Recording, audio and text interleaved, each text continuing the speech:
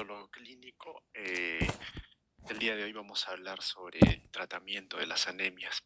Y antes de poder hablar directamente del tratamiento de las anemias, vamos a recordar un poco la estructura de un elemento muy importante que viene a ser la hemoglobina. Recordemos antes que dentro del sistema cardiovascular circula la sangre. La sangre tiene varios componentes. La sangre tiene, es un líquido, primero que nada. En este líquido tenemos células y tenemos otros componentes, de los que no vamos a hablar ahora. Dentro del grupo de células tenemos, en primer lugar, los glóbulos rojos, tenemos plaquetas y tenemos los glóbulos blancos, cada uno con una función distinta. En el caso vamos a hablar primero en el caso de los glóbulos blancos, ya sabemos que la principal función, aparte de tener otras funciones, es la de defensa. Las plaquetas, que son células, pero que son fragmentos celulares que se van desprendiendo de los megacariocitos que se encuentran a nivel de la médula ósea, son muy pequeñas en relación a las otras células. Estas circulan en la sangre con el objetivo de, si en algún momento se genera alguna lesión en la pared vascular que pueda permitir la pérdida de sangre, estas puedan rápidamente activarse y bloquear la pérdida de sangre, ¿no? Es decir, trabajan junto con todas las proteínas que tienen que ver con el sistema de coagulación, evitando la pérdida de sangre cuando se genera alguna lesión dentro del sistema cardiovascular. Ya dijimos que tenemos el plasma, proteínas, hormonas y otros elementos ahí. Y tenemos un elemento muy importante, una célula muy importante que vienen a ser los glóbulos rojos. Estos son los glóbulos rojos. Antes de hablar de la hemoglobina, los vamos a mostrar ahí, que tienen una forma bicóncava. Esta tiene un diámetro promedio de 7.8 micras. Entonces, esta forma que tienen estos glóbulos rojos tiene varias funciones, ¿no? Por un lado, la biconcavidad hace que se incremente la superficie de intercambio, porque ¿cuál es la función del glóbulo rojo? Tiene que ver con el transporte de gases. Recordemos que las células, para sobrevivir, tienen que producir energía. Y dentro de las vías metabólicas tenemos las vías aerobias, es decir, aquellas que utilizan oxígeno como sustrato para producir ATP, y la vía anaerobia, que no utiliza al oxígeno como un sustrato. Lo malo de la vía anaerobia es que se producen pocos ATPs, y lo otro es que producen sustancias que pueden bajar el pH de la sangre y de la misma célula, y estas pueden generar problemas, ¿no? Entonces generan una acidez y vamos a tener problemas posteriores. Mientras que la vía aerobia es la que tiene la capacidad de producir más ATP, puede satisfacer todas las necesidades de la célula, sobre todo en aquellos órganos altamente dependientes de oxígeno, que son el cerebro, el corazón y los riñones. Ahora, el glóbulo rojo es una célula que no tiene organelas ni tiene núcleo. En el proceso de maduración, dentro de la médula ósea, tiene organelas, tiene núcleo, pero conforme va madurando el glóbulo rojo, estas organelas se encargan de sintetizar esta proteína que estamos observando acá en la diapositiva, que es la hemoglobina. Es una proteína en su estado cuaternario, es decir, tenemos varios tipos de hemoglobina. La más abundante en el cuerpo, más del 97%, es la hemoglobina de tipo A, ¿no? La A2, que es la hemoglobina del adulto, que tiene 2 subunidades beta y 2 subunidades alfa, y que se va plegando y se va organizando gradualmente conforme el glóbulo rojo va madurando. Una vez que completa su maduración el glóbulo rojo, todavía el reticulocito, que es la forma de glóbulo rojo y maduro, sale a la sangre, completa su maduración entre 24 a 48 horas, pero en ese periodo pierde lo que le queda todavía de organelas. Y queda simplemente una célula sin organelas, sin núcleo, pero con esta proteína ya bien formada. Entonces acá tenemos las cadenas alfa, tiene 2 cadenas alfa, 2 cadenas beta. En la parte central tiene el grupo M, que tiene un alto contenido de hierro. ¿Y cuál es la función de esta proteína que se encuentra dentro de los glóbulos rojos?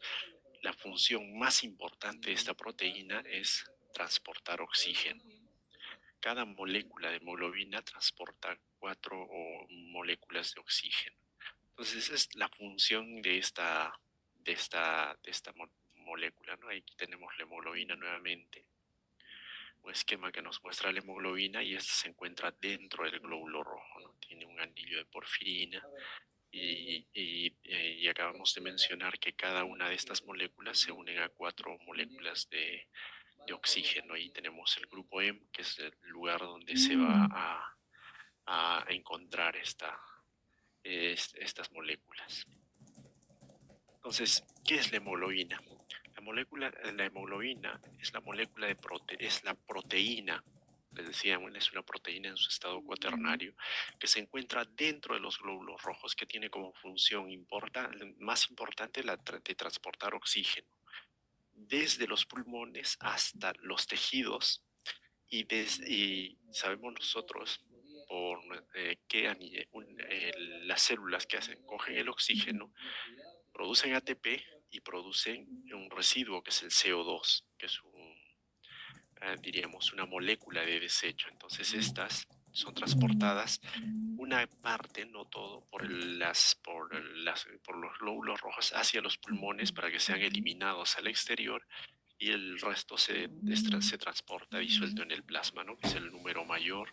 Esta molécula se transporta en forma de bicarbonato y es la anhidrasa carbónica, como sabemos, que se encuentra en el riñón. Tenemos algunas a nivel de las células parietales del estómago. Estas se disocian y tenemos CO2. Primero se forma el ácido carbónico se disocia y forma bicarbonato y CO2 y el CO2 sale hacia el exterior. Entonces, esa es la función más importante de la hemoglobina que se encuentra dentro de estas células. Acá tenemos a manera de recuerdo los componentes del plasma. Primero debemos recordar que los rangos de hemoglobina son distintas en varones y en mujeres. En mujeres tenemos un valor más bajo de 11.5 a 15.5 y en el varón tenemos un valor más alto de 13.5 hasta 17.5.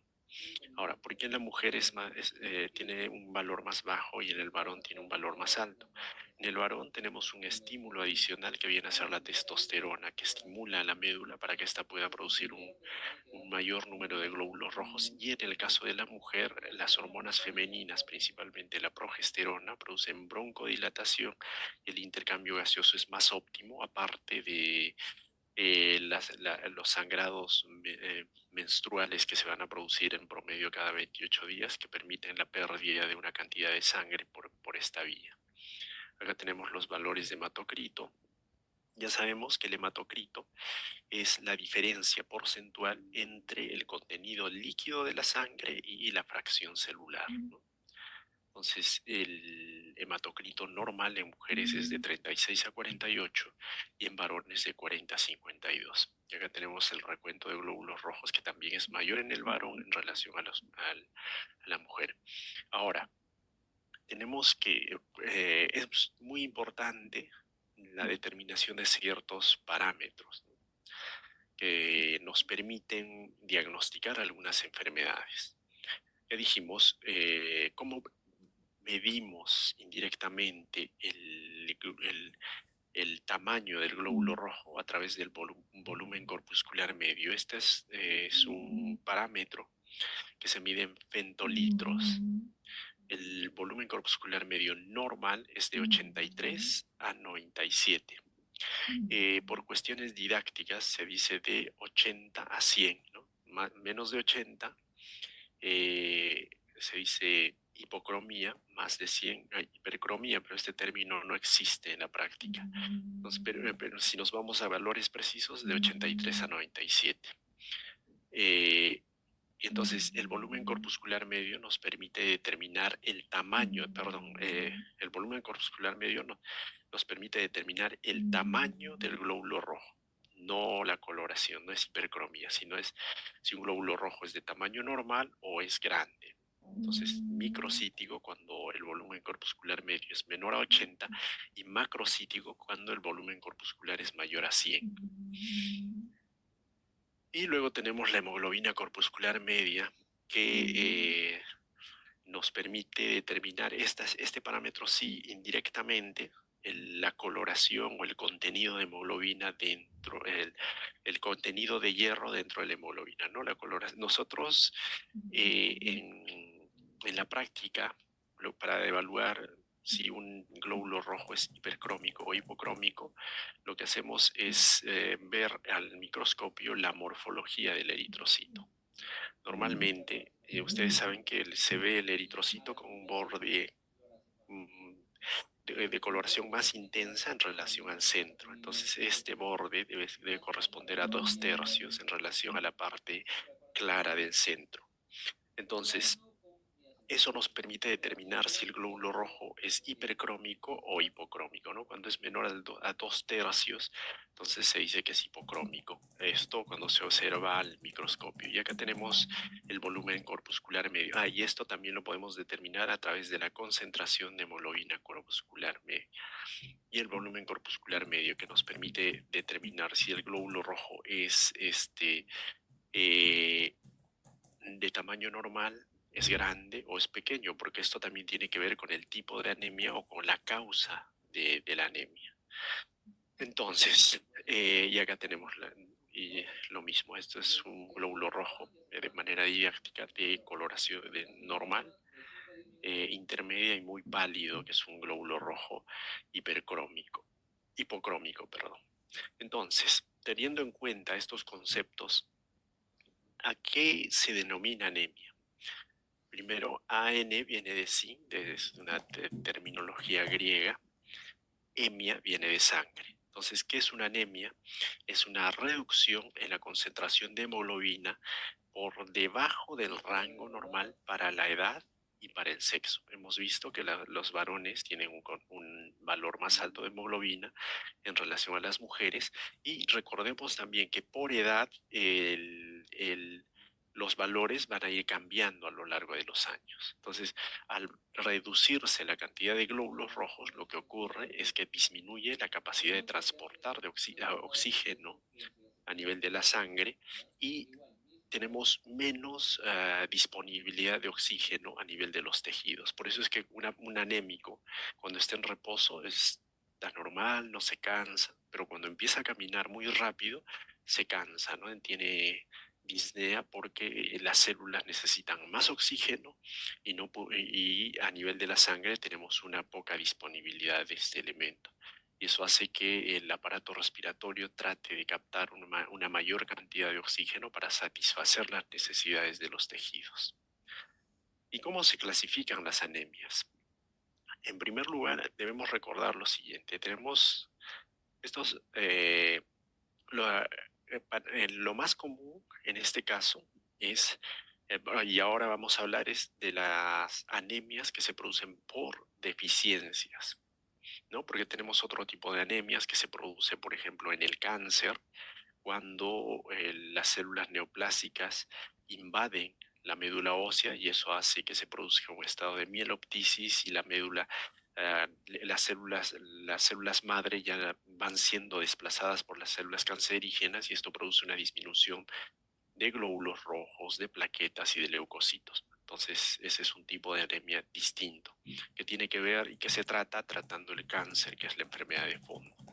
Y tenemos por otro lado, tenemos también las anemias por enfermedad crónica, que son muy parecidas a las anemias ferropénicas, porque lo que hace el cuerpo es, ante un estado inflamatorio crónico, es producir una proteína a nivel del hígado que se llama hepcidina, que evita la utilización del hierro que se encuentra almacenado dentro de las células. Bueno, y lo más común, y de lo que vamos a hablar, es de la anemia por deficiencia. Y recordando un poco, y seguro que lo han hecho ya en el curso de fisiopatología, las anemias se dividen en anemias por deficiencia y anemias por insuficiencia. Deficiencia es de lo que vamos a hablar ahora, y las anemias por insuficiencia es cuando algún elemento ha dañado la médula, y esto evita que se produzcan los elementos formes a ese nivel.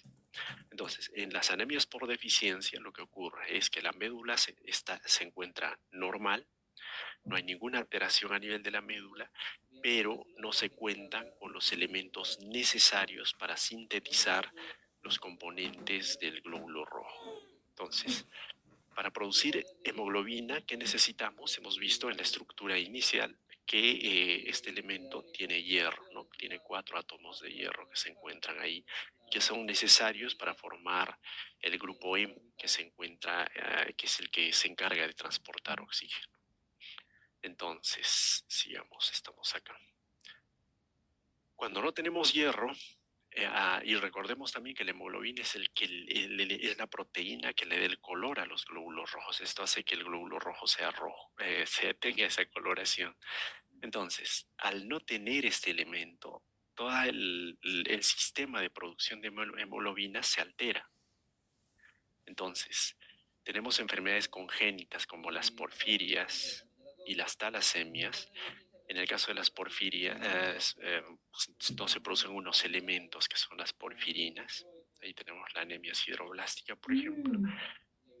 Alteraciones genéticas como las talasemias, en las que se producen, dependiendo del tipo de talasemia, si es una talasemia mayor o menor, se altera la producción de hemoglobina y se produce anemia, y la deficiencia de hierro. Al no existir este elemento en cantidad suficiente, no se produce el grupo M y no se sintetiza la hemoglobina. Este tipo de anemia se caracteriza porque, les decía, que tenemos menos contenido de hemoglobina, es un glóbulo rojo. Tenemos menos glóbulos rojos, pero los que tenemos son glóbulos rojos bastante pálidos, no esta proporción que hemos mencionado antes de 2/3, 1/3, no se cumple. Entonces son glóbulos rojos como este que está en la parte superior, que tiene una hipercromía muy pequeña a nivel periférico, y que a la vez son glóbulos rojos pequeños. El volumen corpuscular medio está por debajo de 80. Entonces, esa es la característica de estas anemias. Entonces, y luego tenemos aquellas anemias dentro de las anemias por deficiencia, aquellas anemias que se producen por una alteración en la síntesis del ADN. ¿Qué ocurre? Las más comunes, la causa más común de este tipo de anemia es la deficiencia de vitamina B12 y de ácido fólico. ¿Por qué?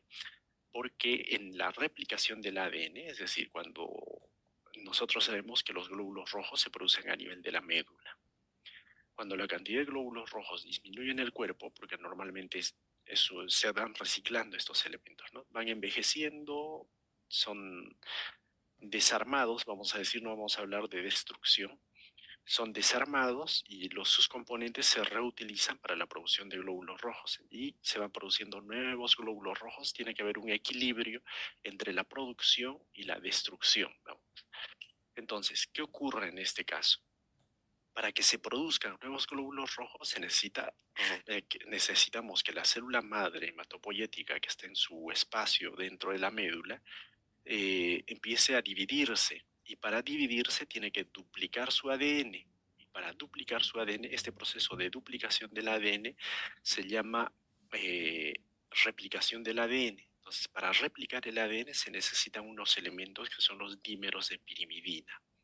Y un factor de estos dímeros de pirimidina son la vitamina B12 y el ácido fólico. Al no poderse replicar el ADN, se producen menos glóbulos rojos, pero son como estos glóbulos rojos, estos elementos tenían que haberse dividido, no se han podido dividir y son células mucho más grandes que las células normales. Entonces, en este caso, cuando se altera la síntesis de ADN, tenemos la anemia megaloblástica. Comúnmente se produce en la deficiencia de vitamina B12 y en la deficiencia de ácido fólico, también en algunos síndromes mielodisplásicos, ¿no? Tenemos una anemia macrocítica, son glóbulos rojos que tienen un volumen corpuscular medio superior a 100. Y acá tenemos, en resumen, cuando se produce una anemia, puede ser por una pérdida de sangre, puede ser una pérdida aguda o crónica, pues puede producirse una anemia por mayor destrucción, una hemólisis en enfermedades autoinmunes, en enzimopatías como la deficiencia de piruvato quinasa o glucosa 6-fosfato deshidrogenasa, en alteraciones de la membrana celular, por ejemplo, en la enfermedad de células falciformes, o en la esferocitosis hereditaria también, en muchos, y cuando se pierde la capacidad de producir glóbulos rojos, ¿no? En la quimioterapia, la anemia plástica, enfermedades malignas, como les he mencionado anteriormente.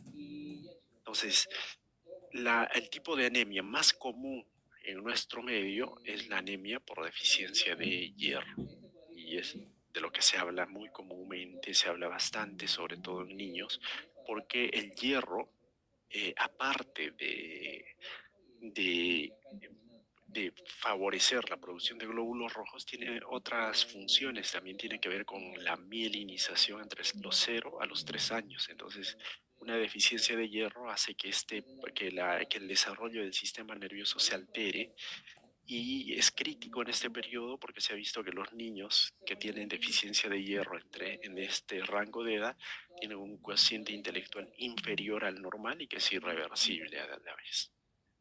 Entonces, para evaluar una anemia, lo que nosotros evaluamos es cuáles son las reservas que tiene el cuerpo de hierro. Una forma indirecta de saber cuánto de reservas de hierro tenemos es a través de la medición de ferritina. Esto se puede, de la forma directa de ver esto es haciendo un mielograma, haciendo una coloración en la médula ósea, y podemos ver ahí en un aspirado de médula, y se pueden ver ahí los depósitos de hierro. Esto es lo normal. El hierro es un esquema que nos muestra lo normal, ¿no? El hierro, los depósitos de hierro, el transporte de hierro, etcétera, y el hierro que se encuentra en los glóbulos rojos. Lo primero que ocurre cuando existe una pérdida de hierro o cuando la ingestión de hierro disminuye, se van agotando los depósitos de forma gradual, sin alterar los valores de hemoglobina. Entonces tenemos una ferropenia sin anemia inicialmente. Ya cuando se han agotado los depósitos de hierro, empiezan a producirse las anemias de manera gradual, ¿no? Y tenemos una menor producción de glóbulos rojos. Entonces, hablamos del estado de hierro sin inflamación porque les había mencionado también al inicio que en un proceso inflamatorio crónico, como puede ser infeccioso o una enfermedad autoinmune, que condicione un estado inflamatorio de manera crónica, hace que se produzca esta proteína, que es la hepcidina, y la hepcidina bloquea la utilización del hierro, ¿no? Tenemos nosotros dos compuertas. Tenemos la ferroportina, que se encuentra, si hablamos del enterocito, que es un canal que permite la salida del hierro del enterocito hacia la sangre, y una compuerta que se llama para metales bivalentes, porque recordemos que el hierro se absorbe en su estado ferroso, no en el estado férrico. Entonces, se bloquea la hepcidina, bloquea ambas compuertas, y el hierro se queda dentro de la célula y no puede ser utilizado. Los migrañas Entonces, nuevamente, habitacionales esto es con lo dolor normal, la posible, deficiencia de ¿verdad? hierro y el estado de... Ahora, Manejo de ¿cómo se expresa esto? enfermedad A través de cerebrovascular, siempre que enfermedad. evaluemos una anemia, pedimos la, el- la medición de la ferritina, que se expresa en microgramos por litro. Entonces, lo normal es que sea de 100 más o menos 60. Cuando existe una deficiencia de hierro, se encuentra por 25 o 30, dicen algunos autores, y una anemia, ya cuando se expresa la anemia, por lo general la ferritina está por debajo de 10 microgramos por litro. Si hablamos de la saturación de la transferrina es la proteína que transporta el hierro en la sangre. Vamos a ver que hay una menor saturación, es decir, estas proteínas transportan poco hierro cuando las reservas se han agotado. Y la hemoglobina va bajando de manera progresiva, como hemos mencionado antes. Y cuando hay un proceso inflamatorio, lo que a veces nos confunde, porque lo común es que viene un paciente con anemia y lo que hacemos, y tiene una anemia a veces microcítica, lo primero que hacemos es darle hierro. Pero hay que recordar que la ferritina, eh, es también un reactante de fase aguda. Cuando nosotros pedimos dosaje de ferritina y sospechamos de que podría tratarse de una anemia por enfermedad crónica, pedimos ferritina y proteína C reactiva. ¿Por qué? Porque cuando hay un proceso inflamatorio, crónico sobre todo, o agudo en el cuerpo, la ferritina se incrementa como un reactante de fase aguda y no expresa la real situación de las reservas de hierro corporal. Por eso pedimos, si el PCR está aumentado, si la proteína C reactiva está aumentada y la ferritina también, entonces ese valor de ferritina no se puede considerar como un valor normal. Entonces, y si tenemos una anemia por enfermedad crónica, con inflamación, lo que vamos a ver es que la ferritina se encuentra un poco más alta, ¿no? En una anemia por deficiencia de hierro, la ferritina generalmente está por debajo de 10, pero si es una anemia por un proceso inflamatorio crónico, está por debajo de 20 o a veces mucho más todavía, pero tenemos un paciente con anemia. Y la saturación de perdón, la ferritina se encuentra elevada por debajo de 100 y la saturación de transferrina está reducida. ¿Por qué? Porque la ferritina, primero se ha incrementado como reactante de fase aguda, segundo, que tenemos una grande reserva de hierro, pero que no puede ser utilizada, y como este hierro no sale a la sangre, su proteína transportadora no está poco saturada y no transporta el hierro. Entonces acá tenemos, ¿y cómo se produce los glóbulos rojos? El principal estímulo es la hipoxia. La hipoxia, a nivel de los riñones, tenemos unos sensores de oxígeno. Cuando estos sensores detectan una disminución de oxígeno en la sangre, estas hacen que se empiece a producir que se empiece a producir el hierro, perdón, que se empiece a producir eritropoyetina, y la eritropoyetina se produce en varios lugares en el cuerpo. La más importante es, la mayor cantidad se produce a nivel de los riñones, un 70%, que es la eritropoyetina que tiene que ver con la producción de glóbulos rojos, que es la eritropoyetina que va a ir a la médula y estimular la producción de glóbulos rojos. Una parte de eritropoyetina se produce en el hígado y tenemos eritropoyetina también que se produce en el corazón, que tiene un efecto que no tiene como función estimular la producción de glóbulos rojos, sino tiene allí una función cardioprotectora, tiene una función citoprotectora, protege a las células del corazón. Y en el cerebro los astrocitos también producen eritropoyetina, tiene una función también de neuroprotección, y en clínica se puede utilizar eritropoyetina intratecal para disminuir el tamaño de un infarto cerebral, por ejemplo. Y a nivel testicular también se produce eritropoyetina, que también tiene una función citoprotectora. La hepsidina se produce en el hígado, ya dijimos que cuando estamos frente a un proceso inflamatorio crónico, y que es el principal mecanismo por el que se controla la utilización de hierro corporal. La hepsidina es la proteína que regula el metabolismo del hierro en el corazón. Entonces, yéndonos al tema principal, nuevamente retornando al tema principal, acá tenemos las principales causas de anemia por deficiencia de hierro. Estas se pueden producir por pérdidas crónicas, por un incremento en las necesidades de hierro, por una mala absorción. Es una persona que consume una cantidad suficiente de hierro, pero no se absorbe porque existe alguna alteración en el proceso de absorción, o es una persona a la que se le ha extraído, a la que se le ha resecado el ilion terminal, que es donde se absorbe el hierro, puede ser, o una dieta pobre en hierro, ¿no? Crónicamente, en mujeres,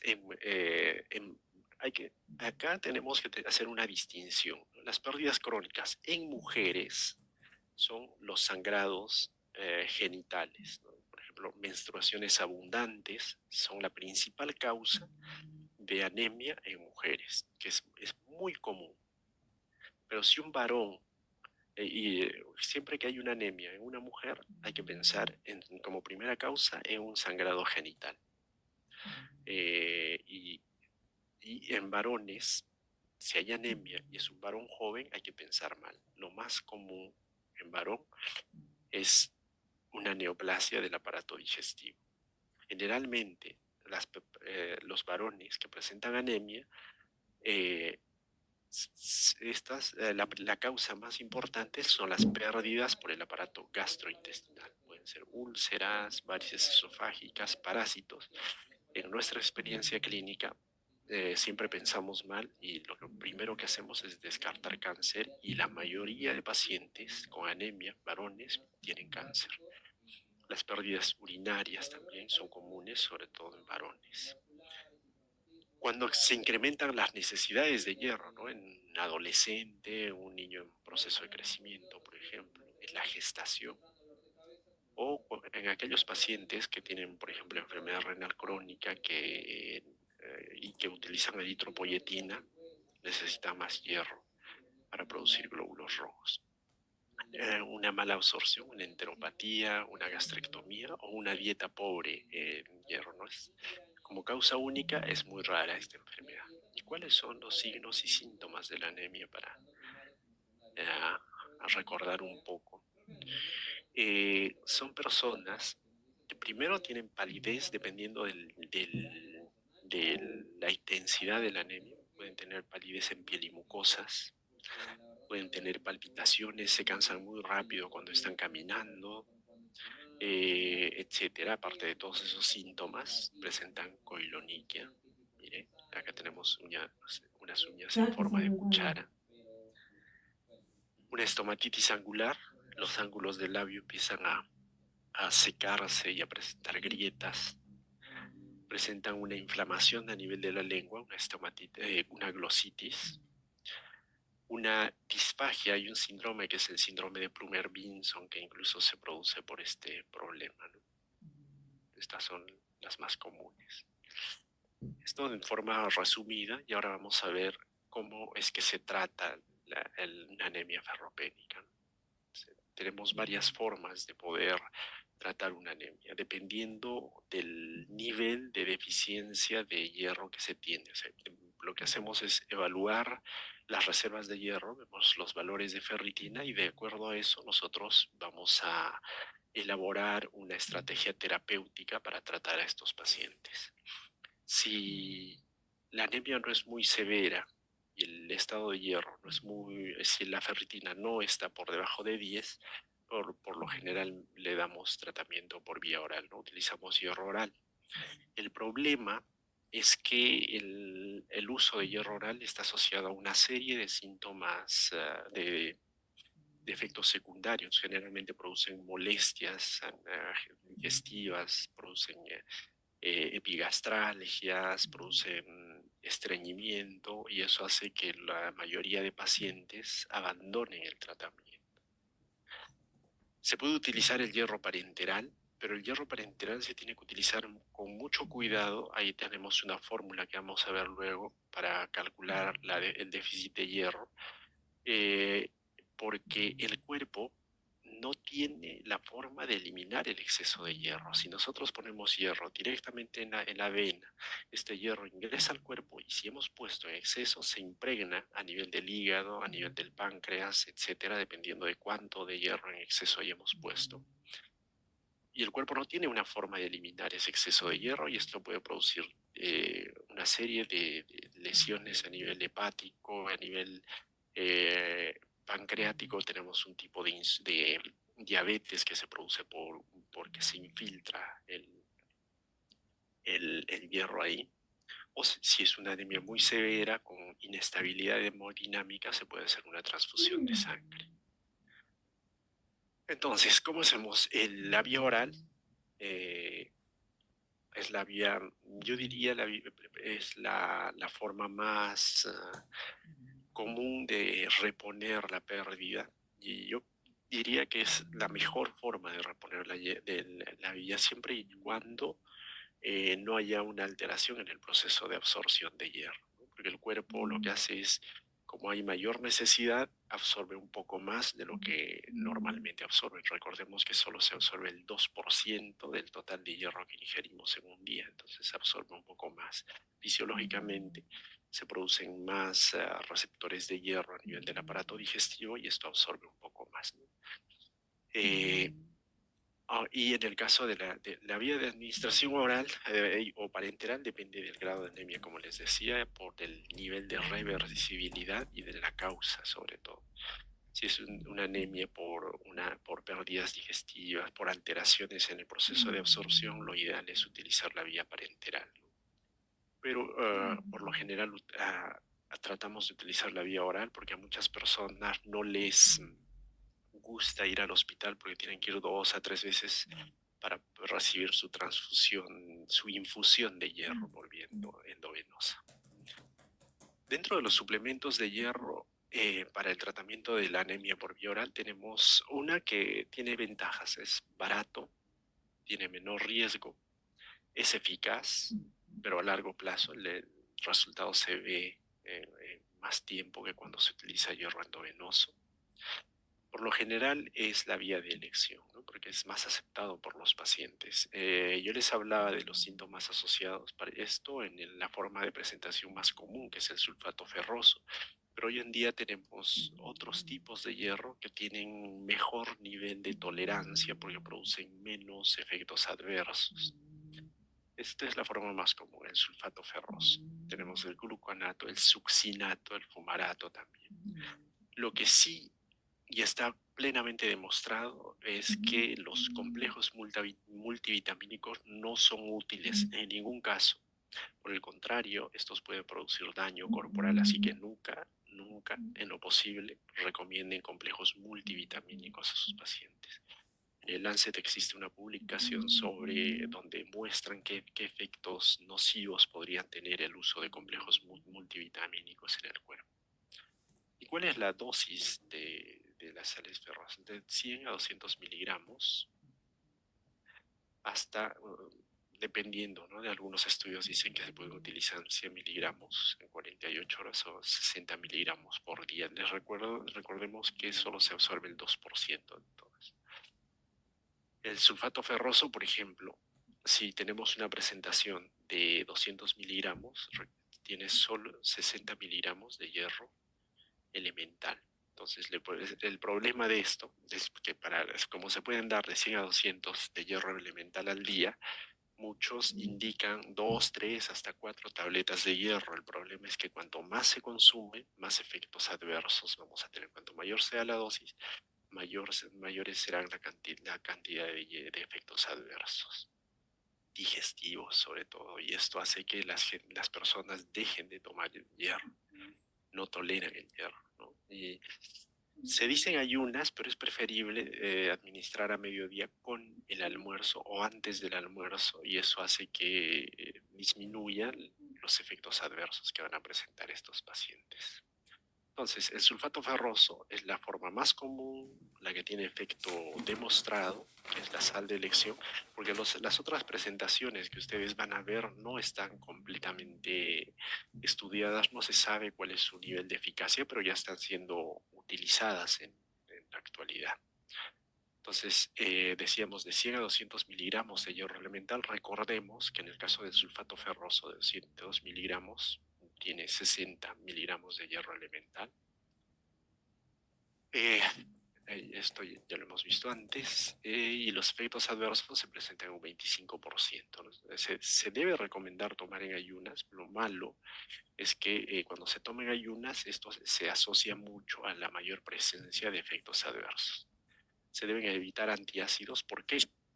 Porque el ácido del estómago hace que el hierro que nosotros ingerimos, que es el hierro en su forma férrica, se convierta a su forma ferrosa, que es la forma en la que se va a absorber el hierro. Entonces, si uno toma antiácidos, aumenta el pH del estómago y la conversión de la forma férrica a la forma ferrosa se altera y hay menor absorción de esto. Ahí tenemos otros compuestos que les decía que son mejor toleradas. Lo malo es que contienen menos hierro, tienen un costo más alto y para la misma cantidad de hierro tienen que consumir más medicamentos y eso hace que la tolerancia disminuya. Tienen que consumir 2, 3, 4 tabletas al día. Tenemos los preparados férricos lisosomatos, que tienen mejor tolerancia, mejor disponibilidad. El problema es el costo. El costo es muy alto en el caso de estos medicamentos. Entonces, ¿cuál es la ventaja, cuáles son las ventajas del hierro oral? De que es barato, que es fácil de administrar, pero la desventaja es que tiene una pobre absorción, de 5 a 10 miligramos por día, el 2% que es poco, dependiendo de la cantidad de tabletas que uno consuma al día. Tiene una gran cantidad de efectos gastrointestinales secundarios y debido a los efectos secundarios, mucha gente deja de tomar el tratamiento.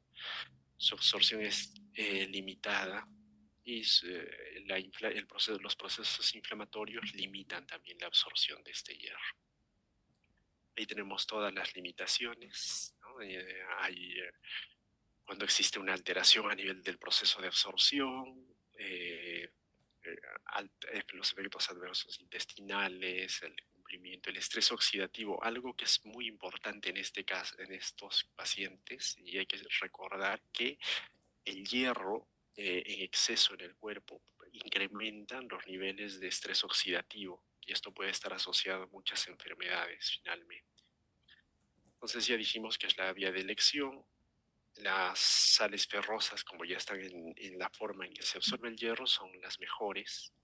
El problema es la habilidad digestiva y la baja absorción y el incumplimiento terapéutico, dijimos antes 25%, este puede alcanzar hasta el 60%, es muy alto. Luego tenemos los suplementos intravenosos de hierro, ¿no? Tenemos varios tipos, y los que los vamos a ver luego, tienen ventajas y desventajas también, igual que el hierro oral. La ventaja es que ingresa directamente a la sangre y puede ser utilizado rápidamente. No hay necesidad de que el sistema de absorción en el aparato digestivo esté intacto o íntegro para su utilización. No haya problemas con la tolerancia digestiva porque ingresan directamente a la vena. El problema es el precio. Los precios son muy altos, sobre todo en el Perú, ¿no? Y pueden estar asociados a efectos adversos no digestivos. Pueden producir disgeusia, o sea, perdemos la capacidad de detectar sabores, pueden producir hipotensión arterial. Esto en el momento de la infusión de hierro. Pueden producir cuadros pseudogripales, pueden producir rubor también en el momento de la administración de hierro. Excepcionalmente, hemos tenido casos de anafilaxia y se dice que está contraindicado en infecciones. Esto es controvertido, no se sabe con precisión si sí o no, porque se dice que el hierro podría servir como un nutriente para los agentes infecciosos e incrementar la intensidad de un proceso infeccioso.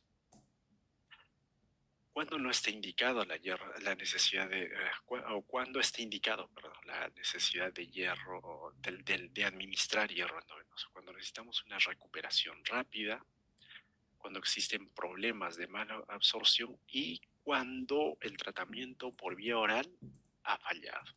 En esos casos, la mejor alternativa es administrar hierro endovenoso.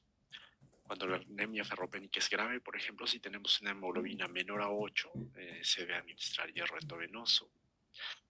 En gestantes, el hierro endovenoso se puede administrar en el segundo y tercer trimestre del embarazo. No está recomendado en el primer trimestre. Y en testigos de Jehová, que siempre representan un problema para nosotros cuando tienen anemia severa y no aceptan transfusiones.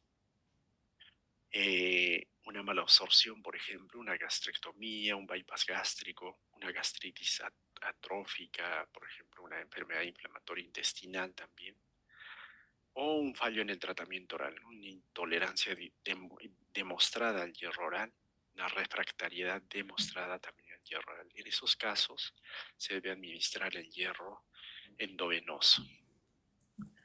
En la enfermedad renal crónica, en pacientes dializados y no dializados, se puede utilizar en el estado prenatal, en el posparto también, en gastroenterología, en enfermedades inflamatorias, en la enfermedad de Crohn, la colitis ulcerosa, que son en todas aquellas condiciones todas aquellas situaciones que condicionen una pérdida aguda o crónica de sangre, ¿no? En el pre y posoperatorio, en pacientes oncológicos, en la insuficiencia cardíaca crónica, enfermedades del tracto urinario, etcétera, ¿no? Se utiliza esto. Entonces, si la anemia es sintomática, grave y requiere una eritropoyesis acelerada, debemos utilizar hierro endovenoso. Ya dijimos en el fracaso del hierro oral, fracaso en aquellas personas que presentan problemas de absorción, como en el caso de, de una infección por Helicobacter pylori, gastritis autoinmune, una enfermedad celíaca, una cirugía de bypass gástrico, una enfermedad inflamatoria intestinal, por ejemplo, anemias asociadas al cáncer y a la quimioterapia. En este caso se debe calcular la dosis óptima porque el exceso también puede alterar, como dijimos anteriormente, se altera la capacidad antioxidante de las células, entonces eso puede tener un efecto negativo sobre el cáncer. Anemia por enfermedad renal crónica, con o sin dependencia de diálisis, pérdidas continuas de sangre a nivel gastrointestinal o en el caso de las mujeres menstruales. Acá tenemos la dosis que nos permite calcular la dosis, el déficit de hierro total, que es peso corporal en kilogramos por la hemoglobina objetivo, que es lo que buscamos nosotros, menos la hemoglobina real, por 2.4, ¿no? que es más el depósito de hierro en miligramos. Entonces, cuando una persona pesa menos de 35, el objetivo es de 13 y el depósito de hierro es de 15 miligramos por kilogramo de peso. Esto es una constante. Si es más, el objetivo es de 15 y el depósito es de 500 miligramos, ¿no? Y acá tenemos una constante también. Entonces, tenemos un medicamento que es el Menofer, que es el hierro carboximaltosa, más bien. Y el hierro carboximaltosa, una ventaja de esta es que se dice que que el exceso de hierro que se administra por vía endovenosa no tiene la capacidad de depositarse en los órganos, así que se elimina supuestamente y tiene menos efectos negativos en función al hierro que nosotros normalmente utilizamos. Y vienen 2 ampollas que se pueden administrar en dos oportunidades. Por ejemplo, el hierro que nosotros utilizamos normalmente se administra en 15 minutos o 30 minutos, a veces en 2 horas, una infusión lenta, pero en el caso del hierro carboximaltosa se puede administrar en 3 minutos, es muy rápido. Entonces, el hierro endovenoso está indicado para el tratamiento de la deficiencia de hierro cuando las preparaciones orales de hierro son ineficaces y no se pueden usar. Entonces, se ha mostrado que el hierro endovenoso los pacientes que reciben un hierro endovenoso van a tener una respuesta clínica rápida y prolongada, más que con el hierro oral. Se dice que es más efectivo, se tolera mejor y que tiene una mejor calidad. Los pacientes mejoran su calidad de vida en relación al hierro oral porque no van a tener problemas digestivos ni otros. Y tampoco van a estar asociados a otro tipo de efectos adversos. Entonces, cuando se administra hierro a un paciente, sea por vía oral, cuando el sistema digestivo está íntegro y no tiene ningún problema, o sea por vía endovenosa, lo que se observa es que a los 7 a 10 días se empiezan a incrementar los reticulocitos y la hemoglobina recién empieza a incrementarse a partir del día 14 al día 21, o sea, las 2 a 3 semanas recién se empiezan a incrementar los niveles de hemoglobina a hematocrito. Pero un buen parámetro para ver la respuesta al tratamiento con hierro es medir reticulocitos entre los 7 a 10 días de haber iniciado el tratamiento. Y en 2 meses se normalizan en promedio en 2 meses los niveles de hemoglobina y hematocrito. Y se debe continuar con el tratamiento, si es por vía oral, hasta 6 meses, se dicen incluso, para, una vez normalizado la hemoglobina, incluso para que el paciente o la paciente tenga una buena reserva de hierro. En ese periodo se logra alcanzar una buena reserva de hierro. Este es el hierro que nosotros utilizamos, ¿no? El hierro sacarato. Y el otro es, bueno, viene en ampollas de 100 miligramos. Y acá tenemos algunas. Este es un cuadro, bueno, no muy útil para nosotros. Lo que utilizamos es la fórmula que les he mostrado anteriormente. Y en base a eso calculamos la cantidad de hierro total que debe recibir el paciente y, y programamos esta administración en por lo menos 2, 3 semanas, ¿no? Para el caso del hierro endovenoso. Y luego continuamos el tratamiento con una dosis baja de hierro oral, que es mejor tolerado, hasta 6 meses. Y se completa el tratamiento. Entonces ahí tenemos la dosis. Se pueden administrar el hierro endovenoso 1 a 3 veces por semana. Entonces, y en la población pediátrica no se utiliza el hierro endovenoso, salvo en situaciones muy extremas, pero normalmente no se utiliza. Entonces, la perfusión, sea cual sea la dosis, lo mejor es hacerlo en forma lenta. Por ejemplo, 50 miligramos, que es media ampolla. Lo que nosotros hacemos, acá tenemos un volumen de dilución, ¿no? 50 mililitros, 100 mililitros o 200 mililitros, dependiendo de la dosis. Y es muy fácil recordar, 50, 100 y 200 miligramos también. Y en 8 minutos, 15 minutos o media hora. Incluso se puede hacer un tiempo más prolongado para que no se generen problemas como los que les he mencionado previamente. ¿Y cuándo está contraindicado el hierro endovenoso? En la hipersensibilidad al principio activo, existe o algún excipiente del principio activo, cuando el paciente ha presentado una hipersensibilidad a alguno de los componentes, algún medicamento que contiene hierro también, cuando la anemia no se atribuye a una deficiencia de hierro o cuando existen evidencias de sobrecarga de hierro, ¿no? O molestias hereditarias que puedan estar asociadas a una alteración en el metabolismo del hierro. Este es el hierro que les mencionaba, el hierro carboximaltosa, que hoy en día se utiliza. El problema es el costo. Una ampolla cuesta aproximadamente 500 soles en Perú y se utilizan en promedio 2 ampollas como mínimo. Entonces, se llama Ferinjet y lo bueno es que se administra muy rápido, en 6, 15 minutos, muy rápido, incluso 3 minutos. En el catálogo dicen 3 minutos incluso. Entonces se administra muy, muy rápido y con 2 ampollas es suficiente, no se puede administrar más. Y la otra ventaja es que no va a haber una sobrecarga de hierro en estos casos.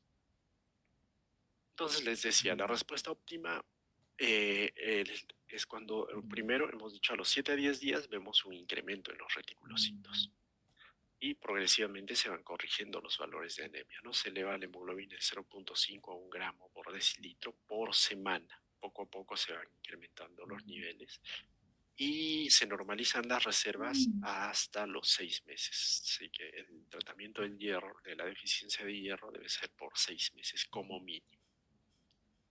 Se pueden hacer transfusiones de sangre. ¿Y cuándo se hacen las transfusiones de sangre? Cuando el paciente tiene una anemia severa y a la vez tiene inestabilidad hemodinámica, ¿no? Cuando el nivel de hemoglobina está por debajo de 7, se administra de preferencia una unidad. Esto va a hacer que se incrementen los niveles de hemoglobina en 1,2 gramos por decilitro. Cuando la hemoglobina está por encima de 10, no se debe indicar de ningún modo la transfusión. Y dependiendo del estado clínico del paciente, si la hemoglobina se encuentra entre 7 y 10, se puede o no administrar. Si es muy sintomático, si presenta hipotensión arterial, inestabilidad hemodinámica, se administra, si no, no. Entonces, la desventaja es el alto costo y todos los riesgos, ¿no?, propios de la transfusión, la posibilidad de adquirir una enfermedad infecciosa, etcétera, etcétera. Luego los otros tipos de deficiencia de anemia por deficiencia es la deficiencia de ácido fólico y vitamina B12. Entonces, como sabemos, las vitaminas son compuestos orgánicos que actúan como catalizadores mecánicos, ¿no? Metabólicos, perdón.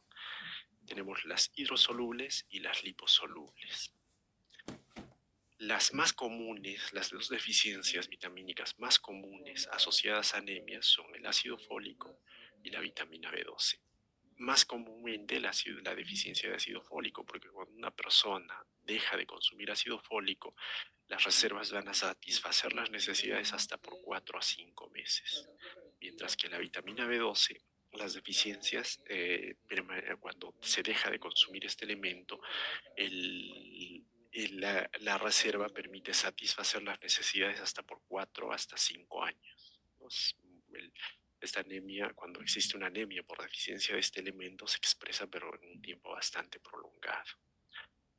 Tanto la vitamina B12 como el ácido fólico, como hemos mencionado anteriormente, participan en la división celular, ¿no? Tienen que ver con la replicación del ADN y con la formación de nuevos glóbulos rojos. Entonces, en el caso del ácido fólico se dice que tiene que ver mucho con la mielinización, igual que la vitamina B12, pero en este caso con la formación del sistema nervioso dentro del útero, en el proceso de la gestación. Entonces, es recomendable que una gestante, por ejemplo, una persona antes de la gestación incluso, empiece a consumir ácido fólico para evitar espina bífida, etcétera, y otros problemas que podrían producirse por deficiencia de ácido fólico.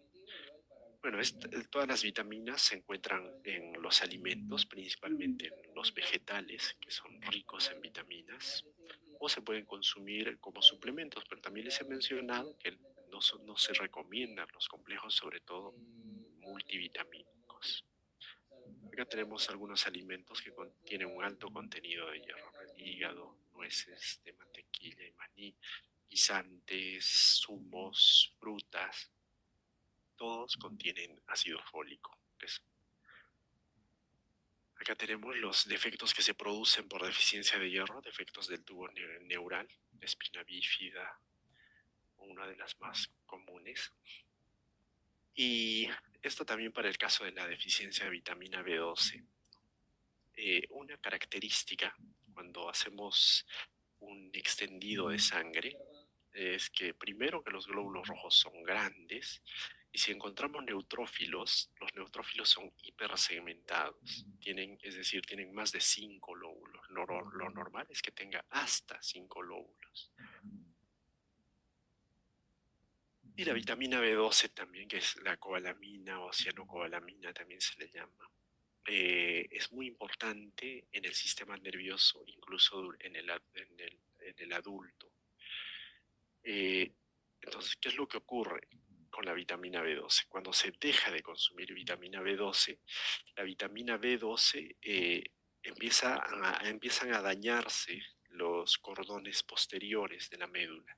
Y los cordones posteriores de la médula tienen que ver con la transmisión de la sensación vibratoria y posicional. Entonces, el paciente, lo que no ocurre con el ácido fólico, empieza a presentar problemas de tipo neurológico. Acá tenemos la estructura química de la hidroxicobalamina y cianocobalamina. Acá un recuerdo del proceso de absorción de la vitamina B12, que necesita del factor intrínseco para absorberse a nivel del intestino, ¿no? En el ileum terminal principalmente.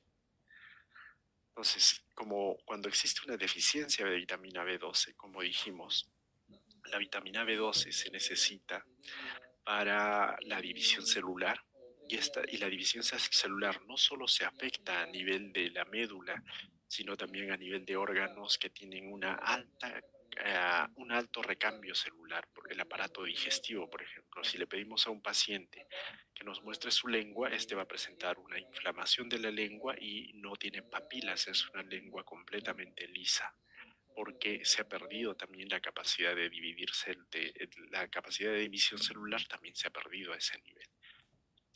Son glóbulos rojos grandes, con neutrófilos hipersegmentados. En este caso tiene 6 lóbulos. Acá también tenemos neutrófilos hipersegmentados. Estos son reticulocitos, ¿no? ¿Y por qué hemos puesto los reticulocitos acá? porque luego les voy a mostrar cuando se empieza a tratar las anemias por deficiencia de vitamina B12 o ácido fólico, lo primero que ocurre es un incremento muy importante en la cantidad de reticulocitos en la sangre, ¿no? Esos son reticulocitos y se presentan de esta forma porque todavía el reticulocito es una célula inmadura que todavía tiene restos de organelas celulares, pero que los pierden en 24 o 48 horas y se convierten en un reticulocito normal, no en un eritrocito normal. Entonces esto ya dijimos que se necesitan para la síntesis del ADN y la maduración de glóbulos rojos, y estos tienen que ver con varios elementos, ¿no? Por ejemplo, cuando hay una deficiencia de estos, porque como estas participan en el metabolismo, se incrementan la homocisteína para ambos casos y en el caso de la deficiencia de ácido fólico, no, de vitamina B12 también se incrementa el ácido metilmalónico y ambos tienen que ver con con la activación del sistema de coagulación y muy comúnmente estos pacientes presentan eventos tromboembólicos. Entonces, cambia la fórmula de los glóbulos rojos. Estos glóbulos rojos son grandes, tienen un volumen corpuscular aumentado por encima de 100, son anemias macrocíticas. Muchas veces se dice que son se dice anemia megaloblástica porque son glóbulos rojos bastante grandes. Y como no son células que no se han podido dividir, salen con mucho citoplasma, eso hace que sean glóbulos rojos bastante grandes. ¿Cuáles son las principales manifestaciones? Glositis, los síntomas de anemia típicos, ¿no? Debilidad, palidez, dificultad para respirar, problemas gastrointestinales que no se presentan tanto con la anemia por deficiencia de hierro, sino en este caso hay pérdida de peso, en mujeres infertilidad. Eh, oh, entonces, todos estos problemas asociados a una anemia con un volumen corpuscular medio alto, no es 96, 96 hasta 97 es lo normal, hablando de datos precisos, pero por lo general el volumen corpuscular medio está por encima de 100. Entonces, se indica simplemente en este caso, para el caso de la deficiencia de ácido fólico, la administración de ácido fólico por vía oral. En el caso de la deficiencia de vitamina B12, igual que en el caso, el cuadro clínico es casi idéntico a la deficiencia de ácido fólico, pero en este caso se asocia con una neuropatía periférica, ¿no? Hay una desmielinización de la sustancia blanca y de los cordones posteriores y se produce una degeneración combinada subaguda, se le llama. Eso tiene que ver con alteraciones en la sensación vibratoria y posicional, ¿no? Hay una alteración en la transmisión de estas dos sensaciones. Son personas a las que se les pone de pie y tienen mucha tendencia a caerse y no perciben esta sensación de manera rápida. Entonces, ¿qué exámenes se hacen? Se les pide un hemograma común que nos muestra un volumen corpuscular alto. Entonces, eh, y anemia a la vez. Se puede hacer dosaje tanto de vitamina B12 como de ácido fólico y se demuestra que hay una deficiencia de estos dos elementos. Ahora, para el caso de la vitamina B12, el tratamiento ideal es por vía parenteral. Vienen preparados para su administración por vía intramuscular. Se administran 100 miligramos por 7 días, uno cada día.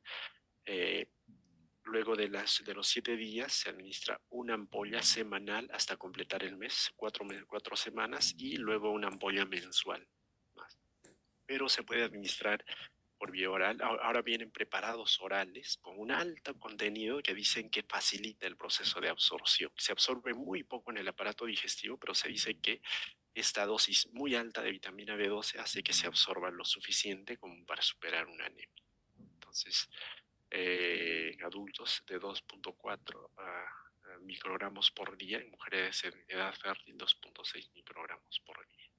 Entonces distinguimos entre los dos tipos de anemia, pero cuando existe duda, lo primero que tenemos que hacer es darle vitamina B12, porque si es para evitar que los síntomas neurológicos sean irreversibles. Inicialmente son reversibles, pero luego estos se hacen irreversibles. Entonces, para el caso de la deficiencia por ácido fólico se administra por vía oral, ¿no? Vienen tabletas de 0.5 miligramos. Entonces, se administran a dosis altas. y llegan a absorberse, ¿no? Por varios meses hasta normalizar los niveles de ácido fólico. Y si existe algún problema que evite su absorción, incluso se tiene que administrar de por vida, ¿no? Entonces, en el caso de la vitamina B12, ya les había dicho, ¿no? Se administra una ampolla de 100 miligramos por vía intramuscular por 7 días y luego una por semana por 4 semanas y luego una por mes hasta completar los 6 meses. Existen los preparados por vía oral, que vienen en dosis muy altas y que se toma una tableta diaria por 6 meses. Entonces, ese es el tratamiento habitual de este tipo de vitaminas. Entonces, tenemos la dosis de mantenimiento es de 100 microgramos, pero van a ver que en el preparado dice miligramos. Y si este se encuentra asociado a una resección del hilio terminal o del estómago y no produce se produce factor intrínseco a ese nivel y y esa es la causa de una deficiencia de vitamina B12, se administra de por vida. Listo, y acá tenemos una forma de hacer el seguimiento y ver la respuesta clínica al tratamiento es a través de la medición de reticulocitos. Para el caso de una vez que se inicia el tratamiento, los reticulocitos se incrementan de forma dramática entre el séptimo y 10 días y luego bajan progresivamente, pero los niveles de hemoglobina van a incrementándose de manera sostenida hasta alcanzar valores normales. Bueno, muchas gracias. No sé si tengan hasta ahí alguna pregunta.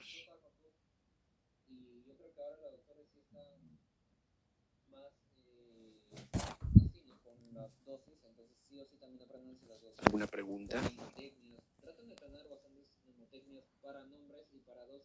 ¿Aló? Aló, aló. Eh, si tuvieran una pregunta, pueden levantar la mano o escribir en el chat. Yo, yo tengo una duda, doctor, porque Dígame, estaba doctor. escuchando. Está hablando del hierro oral que se administra por hierro oral, sulfato ferroso, que se toma en ayunas, ¿no? O sea, la indicación se toma en ayunas. Pero cuando yo estaba internado, yo veía en la rotación de ginecobstetricia que a la paciente gestante que está internada le daban el hierro, el sulfato ferroso con jugo de naranja. Pero sí he visto en artículos que dice que el hierro puede aumentar los radicales libres. Entonces, si se da con jugo de naranja, ¿no aumentaría más?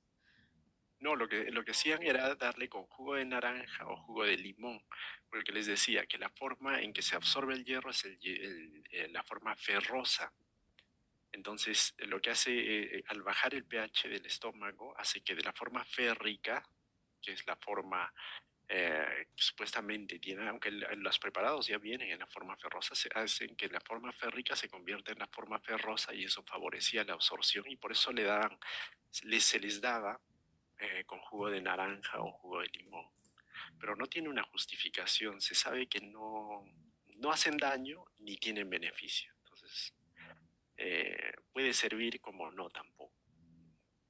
Ah, o sea, se puede tomar en ayunas como con alimentos. Sí, pero en ayunas, el que tomen en ayunas está asociado a más efectos adversos que la ingestión postprandial del hierro. Ah, entonces la indicación sería no darlo en ayunas, sino después de las comidas, Después de para los disminuir alimentos, efectos adversos. sí, sí, se tolera mejor esta. ¿Y hay una diferencia entre la hora del día? Si es que No, saben. no se ha visto ninguna diferencia, de preferencia a mediodía, porque se dice que a mediodía el, fisiológicamente la mayor concentración de ácido clorhídrico se produce en la noche, pero se dice que a mediodía por el estímulo de los alimentos, el pH del estómago baja más y la conversión de la forma férrica a ferrosa es mayor. Y eso está relacionado a un mayor nivel de absorción también. Ya, doctor, aclaré mi duda. Doctor, y aquí está hay una pregunta, dice, ¿cómo se hace el tratamiento en pacientes veganos que por su misma dieta no pueden tener la misma cantidad de hierro? Miren, los vegetarianos son un problema. Yo espero que dentro del mundo médico no existan vegetarianos, porque si ustedes han llevado bien su curso de fisiología, el cuerpo humano es carnívoro. O sea, el cuerpo humano no puede dejar de consumir carne porque nosotros tenemos un sistema metabólico, un sistema digestivo y metabólico diseñado para eso. Y la mayoría de personas, para mí son un problema. Siempre que veo alteraciones hematológicas muy graves, lo que hago es preguntarles si son vegetarianos. Y lo peor es que como la deficiencia de vitamina B12 y ácido fólico daña el sistema nervioso, casi todos tienen problemas conductuales. Y es inconcebible, desde mi punto de vista, que un médico sea vegetariano realmente y que un médico le diga a un paciente que sea vegetariano. En este caso, se tienen que utilizar preparados parenterales. En los vegetarianos hay que utilizar preparados parenterales. Es la única forma, porque ellos no van a aceptar consumir carne, por ejemplo, que la carne contiene vitamina B12, ácido fólico, todo lo que nosotros necesitamos. Y cuando dejamos de consumir carne, nuestro sistema metabólico no es como el caso de los herbívoros, no tiene este sistema metabólico que permite la digestión completa de los vegetales y no se aprovecha al 100%. Entonces Ya, la vía parenteral es la vía que se debe utilizar en los veganos. Así que tienen ya. que estar. Bien interesante Sí, la pregunta, gracias, doctor. ¿Alguna otra pregunta, alumnos que tengan sobre el tema?